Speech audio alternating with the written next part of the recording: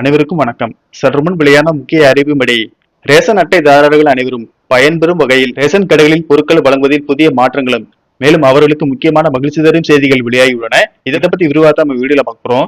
வீடியோவை கிடைச்சிருக்கு ஸ்கிப் பண்ணாம பாருங்க. வீடியோக்குள்ள போறதுக்கு முன்னாடி இந்த வீடியோ லைக் பண்ண பிரசுங்க. இப்ப அந்த சேனலுக்கு முதன்முறை வரீங்கன்னா சப்ஸ்கிரைப் பண்ண பிரசுங்க. அப்படியே பக்கத்துல இருக்கக்கூடிய பெல் ஐகான் பட்டனை பிரசுங்க. வாங்க வீடியோக்குள்ள போகலாம். தமிழ்நாடு முழுவதும் அரிசி, பருப்பு, கோதுமை, சர்க்கரை, பாமாயில் உள்ளிட்ட உணவுப் பொருட்கள் மானிய விலையில் ரேஷன் கடைகள் மூலம் வழங்கப்பட்டு வருகிறது. இதனால் ஏழை எளிய மற்றும் நடுத்தர மக்கள் இதன் மூலம் பயன்பெற்று வருகின்றனர். இந்த நிலையில் உணவுப் பொருட்களில் அதிக அளவு கலப்படம் உள்ளதாகவும் எடை குறைவாக இருப்பதாகவும் தொடர்ந்து புகார்கள் வந்த வண்ணம் உள்ளன. இதன் காரணமாக ரேஷன் கடைகளில் வழங்கப்படும் அரிசி, சர்க்கரை, பருப்பு, கோதுமை உள்ளிட்ட உணவுப் பொருட்களை இனி திறந்த மூட்டையில் இருந்து வழங்காமல் பாக்கெட் படிவில் சீல் வைக்கப்பட்டு விநியோகிக்க அரசு முடிவு செய்துள்ளதாக தகவல் வெளியாகியுள்ளது. அந்த வகையில் தற்போது தமிழகம் முழுவதும் உள்ள 34,000க்கும் மேற்பட்ட ரேஷன் கடைகளுக்கு சாக்கு மூட்டை மூலம் உணவுப் பொருட்கள் அனுப்பி வைக்கப்படுகிறது. இது ரேஷன் கடையில் சேமித்து வைக்கும் போது சுகாதாரமற்ற வகையில் திறந்து வைக்கப்படுவதால் எலி, கரப்பாம்பூச்சி உள்ளிட்டவைகள் சர்வசாதாரணமாக ஏறி இறங்கி வருகிறது. இதே போல கடைகளில் கைகளால் அளந்து வழங்கப்படுவதால் பல்வேறு நடைமுறை சிக்கல்களும் புகார்களும் எழுந்து வருகின்றன.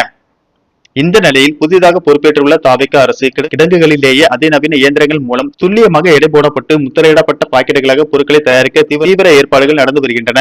அரிசியை 5 முதல் 10 கிலோ பாக்கெட் என்ற முறையிலும், சர்க்கரை, கோதுமையை 1 கிலோ முதல் 5 கிலோ பாக்கெட் வரை நவீன இயந்திரம் மூலம் அடைத்து நேரடியாக ரேஷன் கடைக்கு அனுப்ப திட்டமிட்டுள்ளதாக கூறப்படுகிறது.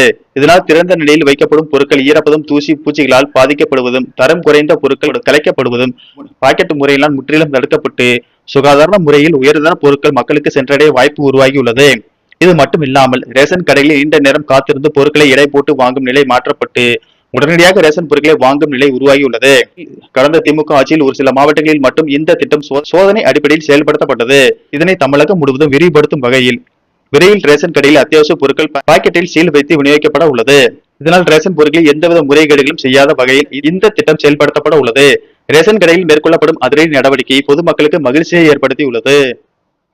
நன்றி, வணக்கம்.